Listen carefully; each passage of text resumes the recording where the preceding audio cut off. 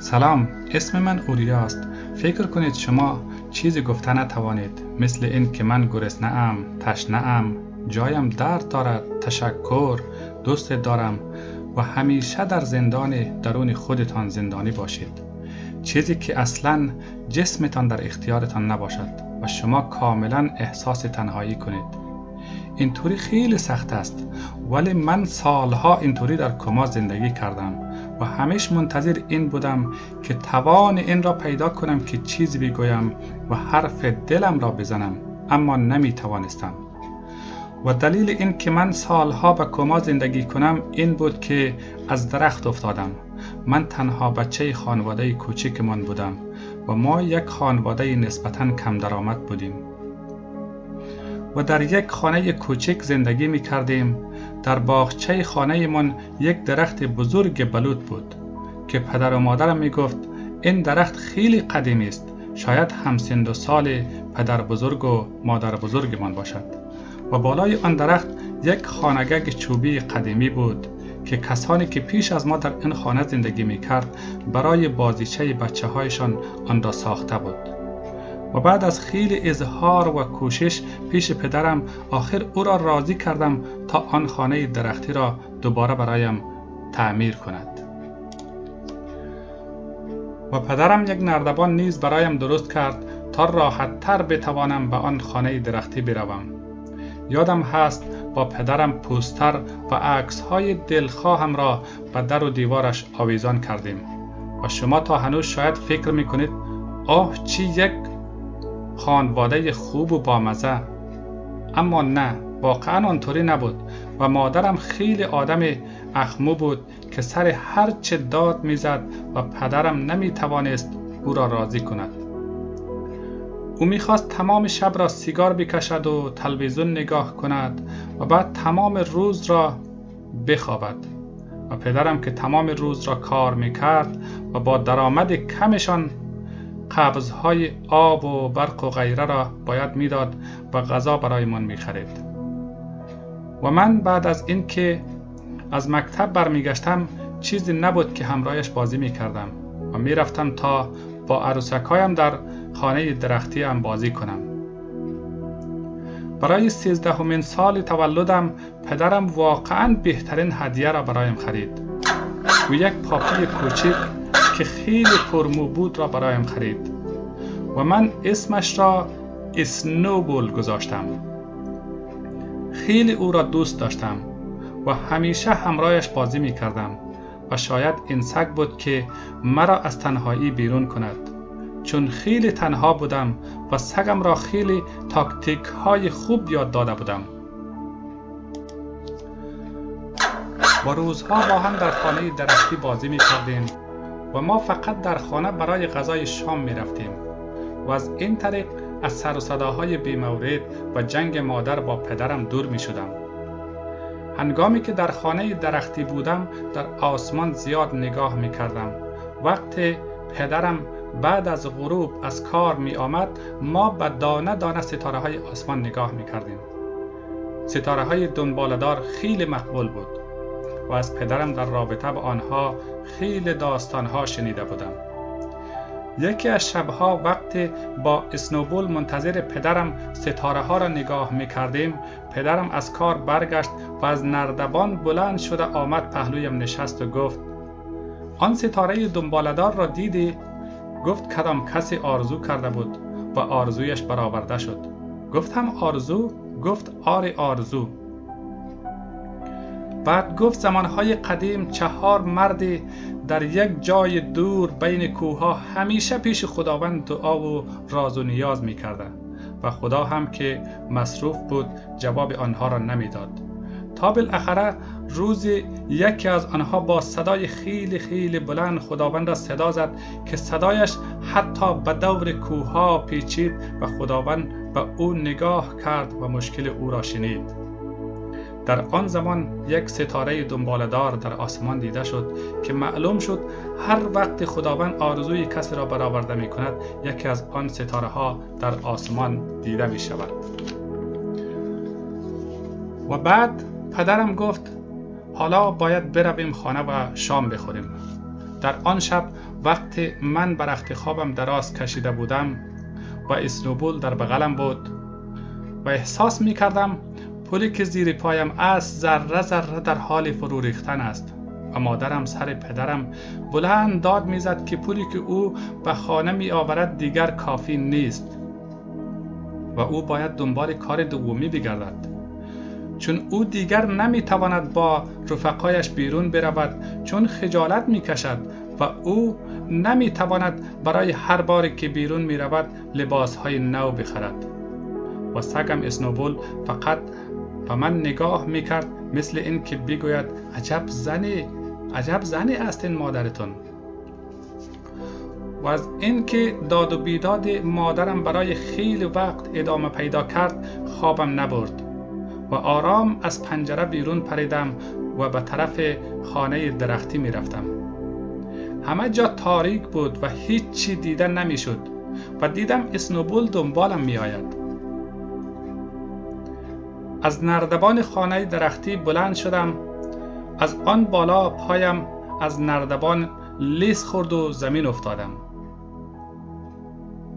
و پیش چشمم تاریک شد و تنها چیزی که یادم است سگم اسنوبول دور سرم سر و صدا می کرد و دیگر بعد از یک زمان احساس کردم بیدار می شوم. سرم درد داشت و هیچ جای بدنم را تکان دادن نمی توانستم و هیچ اختیاری بدنم به دستم نبود. روشنی را می توانستم احساس کنم اما چشمانم را نمی توانستم باز کنم. برای لحظه نمی دانستم مرا چی شده. آیا مرده ام؟ گرچه نمی دانستم آدم ها چطوری می میرن. فقط فکر می کردم آدم ها بعد از مردن به یک تاریکی عمیق فرو می روند و هیچی نمی دانستم مرا چی شده. ناگهان احساس کردم کسی صحبت می کند و صدایش فهمیدم دکتر است و من در بیمارستان هستم و دکتر با پدر و مادرم می گوید سرش بعد از افتادن از درخت جدی ضربه خورده و خونریزی مغزی کرده است و او حالا به حالت کما رفته. ولی من می شنیدم که پدرم گریه می کند و مادرم از دکتر دارو و درمان می پرسد و می خواستم صدا بزنم و چیزی برای آنها بگویم اما نمی شد و نمی توانستم که چیزی بگویم و مثل یک سبزی فقط می شنیدم اما چیزی گفتن نمی توانستم و تا سن 13 سالگی من یک دختر معمولی بودم، دختری که پدرش را دوست داشت و دوست داشت بازی کند و من کاملا سالم بودم و یک دفعه‌ای همه چی تغییر کرد و دکتر احساس میکرد من کاملا در کما هستم اما من گوشهایم میشنید. تمام وقتی که من در بیمارستان بودم فقط صدای پدرم را میشنیدم و مادرم که دیگر بعد از اون شب اول پیشم نیامد تا روزی که دکتر و پدرم گفت ما دیگر چیزی کردن نمیتوانیم و بعد از این بهتر است که مرا به خانه ببرند. و فقط اینجا شنیدم که مادرم با پدرم سر و صدا میکرد، میگفت او دوست ندارد من به خانه بروم چون نمیتواند از من مواظبت کند. ولی من کمی خوشحال بودم که خانه می روم و لااقل با خاطرات گذشته‌ام و با سگم اسنوبول و با اون خانه درختیم و با تمام خاطراتی که دارم در اونجا زندگی می کنم. بالاخره مرا خانه آوردن و پدرم در خانه کوشش می کرد مرا همیشه راحت نگه دارد و از طرف دیگر او باید کار می کرد اما پولی که می آورد مصارف خانه را کفایت نمی کرد و مصرف آن ماشینی که من توسط آن زنده بودم خیلی زیاد بود و پیش از آن از قهر و سر و صداهای مادرم می توانستم فرار کنم اما حالا باید به آن گوش بدهم به غیر از این که خودشان چیزی درک کنن و بفهمن که من می توانم بشنوم اما عکس العملی ندارم. این برایم یک کابوس شده بود و سگم اسنوبول خیلی زرنگ بود. وقتی پدر و مادرم دعوا میکرد او میدانست من ناراحت میشوم، مدام بغل تخت خوابم قوقو میکرد و فکر میکردم سگم اسنوبول میدانست من در بدنم و کالبود خودم زندانی شده ام. و او هیچ وقت بغل تخت خوابم را ول نمی کرد و همین وفاداری و نفسهایش شده بود همه چیز من. پدرم وقت ناوقت شب از کار برمی گشت، می آمد پیشم و مرا راست و چپ تکان می داد تا خونم به جریان بیفتد و من زنده بمانم. بعد از این که مرا ورزش می داد، با جسم بی تحرکم درباره آن روزش و کارهایی که کرده بود حرف می زد. و این وضعیت زیاد دوام نکرد و آخرین بار که همراهیم صحبت می کرد معلوم بود که چقدر خسته و ناراحت است. خیلی ناراحت بود که دختر کوچکش را از دست داده که در تمام دنیا تنها کسی بود که به حرفها و درد دلهایش گوش میداد و میشنیدم که آخر حرفهایش بلند آه سرد کشید و بعد از آن دیگر به هم حرف نزد. سال اول گذشت، روز مادرم آمد، گفت این اتاق را لازم دارم و تخت مرا به یک اتاق کوچک خانه انتقال داد. اتاق خیلی کوچک بود، تختم به مشکلی جا شده بود و فقط برای یک نفر جا بود که از من بازدید کند. و این اتاق کوچک دقیق بغل اتاق نشیمن بود که تمام حرف هایی که در اتاق نشیمن گفته می شد من می شنیدم. و 2 سال به سال سوم رسید و من شده بودم مثل یک روح. وقت رفقای مادرم می آمد اصلا کسی به من فکر نمی کرد و من شده بودم عین یکی از میز و چوکی خانه، یک چیزی بی جان. و مادرم با رفقایش درباره همه چیز راحت حرف می زد. روزی با یکی از رفقایش درباره پدرم می گفت این مرد گدا سد راه هم شده و با یکی دیگر از رفقایش می گفت اون روز دیگر در قهوه خانه رفتم و با یک مرد سرمایه‌دار آشنا شدم. اون مرا برای نهار دعوت کرده و می خواهم به دعوتش بروم. اما برای من سخت ترین لحظات زندگیم در آن 3 سال بود که قدرت نداشتم مقابلش استاد شوم و بگویم اینها دیگه چیست. و پدرم برای من و تو این همه زحمت کشید و حال تو میخواهی او را ول کنی؟ و خودم را در یک تاریکی احساس میکردم که آن تاریکی حتی پدرم را نیز میبلعید. و چیز زیاد درباره رفقایم یادم نمانده بود و فقط کمی یادم می آمد که دختر رفیقم بود به نام مایسی. مایسی بهترین دوستم بود، اما تمام زندگیم از هم پاشیده بود، ولی مجبور بودم برای خودم در این دنیای خودم را تصور کنم. مثل اینکه مایسی بهترین رفیقم است و او روزهای یک شنبه به دیدن می آید و همش درباره دوستها و همکلاسی های من حرف می زدیم. گرچند آمدن مایسی دوستم یک تصور خیالی بود، ولی می شد آن را از بهترین لحظات روزم حساب کنم. اما اتفاقا همین دنیای خیالی یک نوع ورزش برای مغزم بود که من از آن بیخبر بودم. من در کما بودم ولی گوش و هوشم کاملا فعال بود، اما چشمانم باز نمی شد. و من در درون خودم زندانی شده بودم که هیچ کسی نمی فهمید. و بعد از 4 سال تنها چیزی که بیشتر یادم است روز مادرم سر پدرم داد میزد که این جسم بی جان را تا کی من راست و چپ تکان بدهم. پدرم میگفت تا وقتی که زنده است. بودن در موقعیت من خیلی سخت بود که کسی تو را دوست نداشته باشد و هیچ آرزویت برآورده نشود. و حقیقتش را اگر برایتان بگویم آرزو میکردم که بمیرم. و این طوری 4 سال گذشت. تنها کسی که دیقی و پریشانی مرا درک میکرد سگم اسنوبول بود که بعضی اوقات به طرفم نگاه میکرد و برای ساعتها قوقو میکرد. پدرم از کار می آمد، اسنوبول سر و صدا می کرد و همه می خوابید. اسنوبول کنار تختم سر و صدا می کرد و او فقط مثل خودم احساس تنهایی داشت. اما روز دیگر صدای اسنوبول خاموش شد و دیگر صدایش را نشنیدم. نمیدانستم او را چی شده تا اینکه فهمیدم مادرم او را از خانه بیرون کرده و دور انداخته. و روز دیگرش جر و بحث خیلی غیر معمولی بین پدر و مادرم جریان داشت. مادرم او را متهم می کرد که او یک شوهر با مسئولیت نیست و پدرم می خواست او را راضی کند، اما او قناعت نمی کرد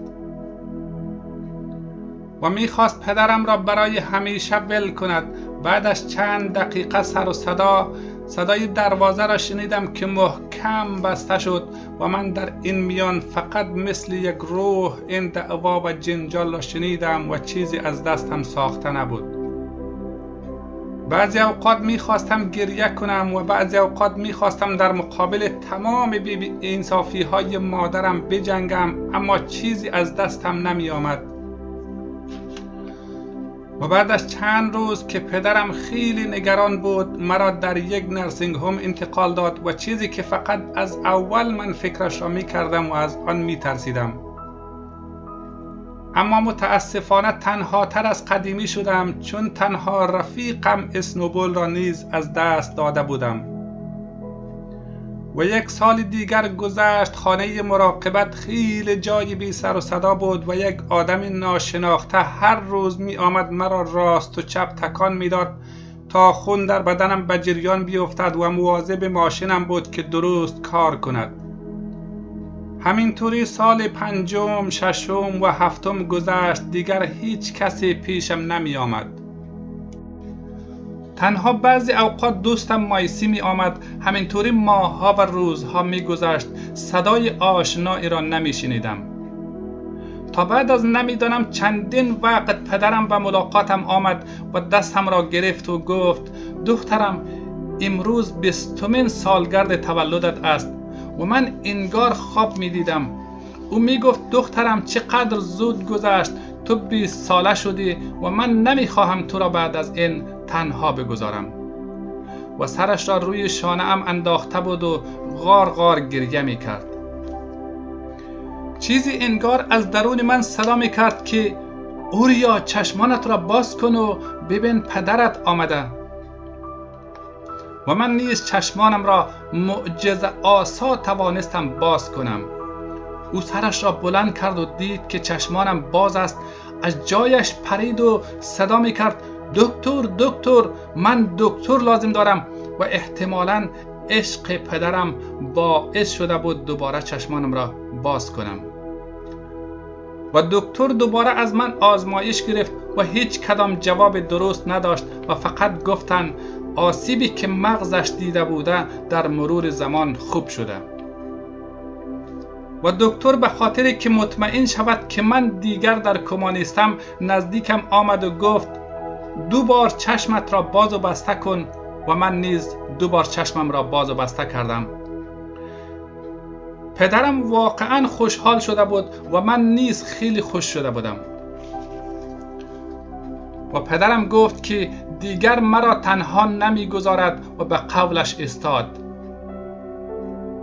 و شب پدرم تختم را نزدیک پنجره اتاقم برد و بعد از 7 سال دوباره ستاره های آسمان را می دیدم.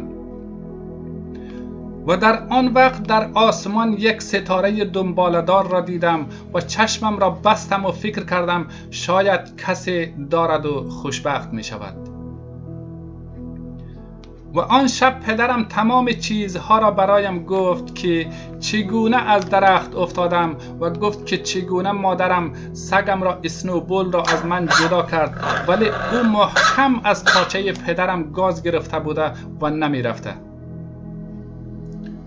حقیقتش دیگر کم کم خوب شده بودم، ولی تا هنوز کاملا کنترل و اختیار بدنم به دست خودم نبود و باید کسی مرا کمک میکرد. و روز پدرم خوشحال آمد و گفت که دکتر برایش اجازه داده تا مرا روی صندلی چرخدار بیرون به شهر ببرد. و من نیز خیلی خوش شدم. از طرف کمی نگران بودم که در این همه مدت شهر چطوری باشد و چقدر تغییر کرده باشد. به شهر رفتیم و پدرم مرا بین موتر تنها ماند و گفت میخواهد برود چیزی بخرد و زود برمیگردد. در این هنگام زنی از نزدیکم گذشت و به طرفم لبخند زد و آن لبخند نیروی مثبتی برایم داد. و پدرم وقت برگشت، بعد دیدم خبرنگاران با کامراهایشان آمدند تا تمام داستانم را فیلم بگیرد و پدرم برای آنها بگوید. و در این میان نمیدانم بعد از آن همه سالها مادرم از کجا نزدیکم پیدا شد. پیشم آمد و گفت دختر قشنگم، میخواهی مادر پیشت برای همیشه باشد؟ میخواست یک احساس علاقه دروغی به من نشان بدهد.